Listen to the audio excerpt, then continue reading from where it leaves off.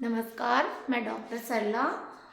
आज हमारा जो चर्चा का विषय है वो न्यूज को लेकर है। द हिंदू और Rajasthan Patrika, Indian express English के पेपर से हमने कुछ ऑथेंटिक जो आईएएस पीसीएस के लिए और करंट तो ऑल कॉम्पिटिटिव एग्जाम में पूछा जाता है। तो हमारा जो फर्स्ट क्वेश्चन है पिनाका क्या है। वेरी इंपॉर्टेंट क्वेश्चन है। पिनाका क्या है?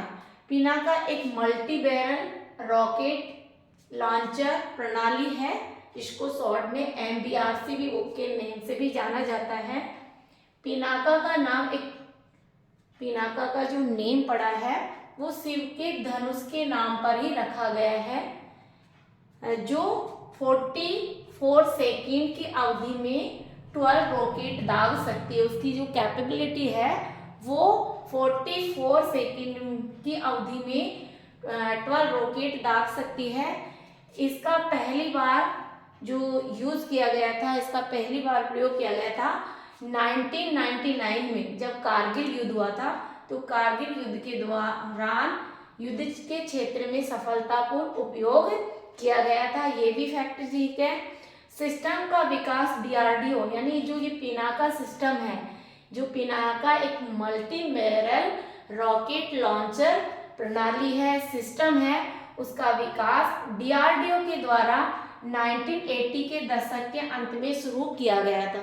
तो हमारे जो पिनाका है वो मिसाइल, रॉकेट मिसाइल है। उससे रिलेटेड जो हमारे 4 फैक्टर दिए हैं, 4 फैक्टर्स दिए हैं, वो ऑल इज ए ट्रूथ, यानी चारों ही जो फैक्टर है वो सही है। और सीधा सीधा छोटे कंपटीशन में तो पूछा जाता है पिनाका क्या है, तो रॉकेट लॉन्चर प्रणाली है। सीधा ऑब्जेक्टिव में पूछेंगे तो, और यदि आपको मेंस में डालना है तो ये चारों फैक्टर देने हैं। नेक्स्ट क्वेश्चन है, लेपाक्षी मंदिर के संबंध में निम्नलिखित में से कौन सा कथन सत्य है? सबसे पहले तो ये जानना है कि हमारी जो इंडियन कल्चर है उसका हमारी जो इस मॉडर्निटी में और हमारा जो ट्रेडिकल है वो बहुत ही इम्पोर्टेंट है। सिविल के PCS के हिसाब से और PK हिसाब से ये पूछा जाता है। तो लेपाक्षी, सबसे पहले तो हमें ये जानना है कि लेपाक्षी मंदिर कहाँ है। तो ये आंध्र प्रदेश के अनंतपुर जिले में है लेपाक्षी मंदिर। अब इससे रिलेटेड फैक्ट्स जान लेते हैं।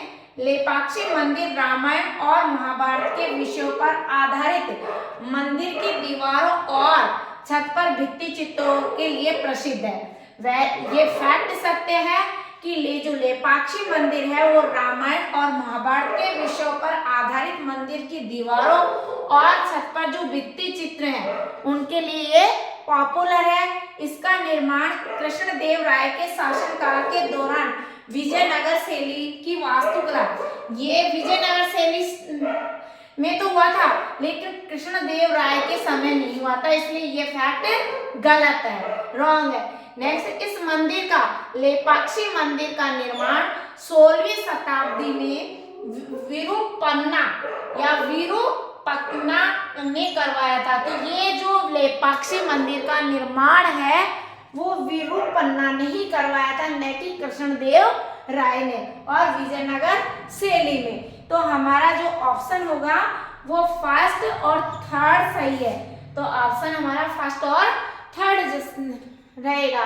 अब देखिए, एक तो आपको ये करना है कि जो 2013 में जो फूड पॉपुलर हुआ था, यानी भोजन पे लेकर एक कानून बना था, वो भी इम्पोर्टेंट है, आपको ये भी पढ़ना है। और एक और ध्यान रखना है, जो लेपाक्षी मंदिर को वीरभद्र के नाम से भी जाना जाता है। लेपाक्षी मंदिर को वीरभद्र के नाम से भी जाना जाता है। और ये जो पॉपुलर क्या हुआ कि जो ये हमारा जो एकमात्र मंदिर है जो लटकते हुए स्तंभों के लिए जाना जाता है, यानी पिलर्स लटकते हुए स्तंभ के लिए पॉपुलर है। और नेक्स्ट जो आर्टिकल है सकता है वो है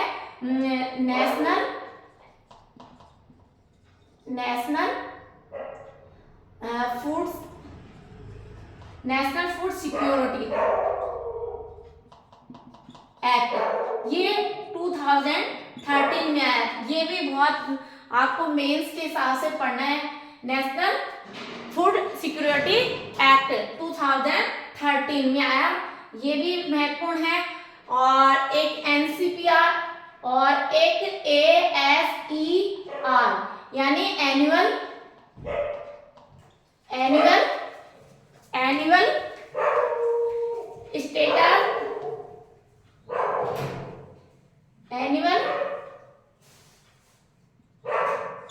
स्टेटस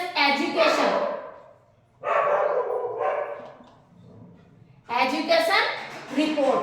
और ये रिपोर्ट 2005 में पहली बार ये रिपोर्ट आपको ये ASER यानी वार्षिक स्तर पर शिक्षा की एक रिपोर्ट, वार्षिक स्तर पर शिक्षा के लिए एक रिपोर्ट जारी की जाती है, उसको बोलते हैं ASER।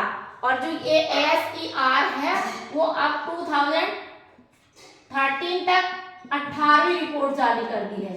ये भी ध्यान रखना, 2023 तक हमारी ASER यानी आज की डेट में अगर हम 2004 तक करें तो अब तक ये लॉन्च हो चुकी है 18 नंबर का संस्करण, 18वें नंबर का ASER लॉन्च हो चुका है। तो इस पे भी बड़ा क्वेश्चन मेंस के पर्पस से पूछा जा सकता है। सेंसेक्स जनगणना के बारे में पूछा जा सकता है मेंस में। तो इस तरह से जो करंट इश्यू चल रहे हैं वहां से ऑलमोस्टली क्वेश्चन पूछा जाता है। और एक फंडामेंटल राइट्स, मूल अधिकार, अभी एक चर्चा में हेट स्पीच